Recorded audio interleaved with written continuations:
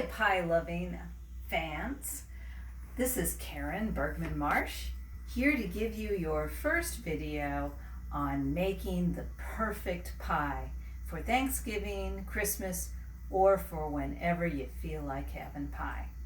Now, I will be covering today, along with my pie-loving cats, Zoe and Sebastian, how to make a double crust pie. Now, the key to a flaky and tender crust is controlling the gluten development.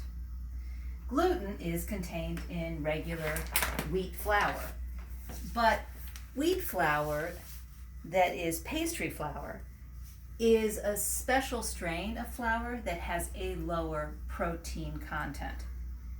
And when we're talking about protein, we're talking about two particular proteins that when you add water form gluten. Gluten is a wonderful thing. It allows the dough to hold together, stick together.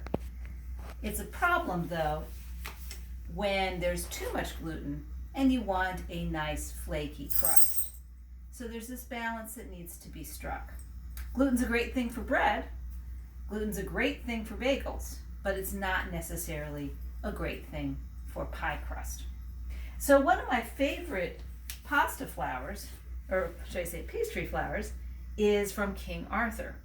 But today I will be using some pastry flour from Snavely's, which is a local flour, a mill in Pennsylvania. And this is also excellent flour. I suggest really any pastry flour if you can get your hands on it. The recipe that I use is modified from Rose Levy Barenbaum's Pie and Pastry Bible.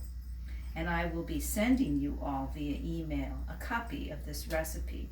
The recipe is actually broken down into three different quantities.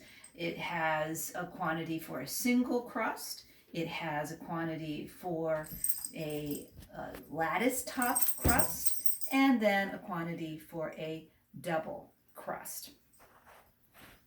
If you want to pause for a moment.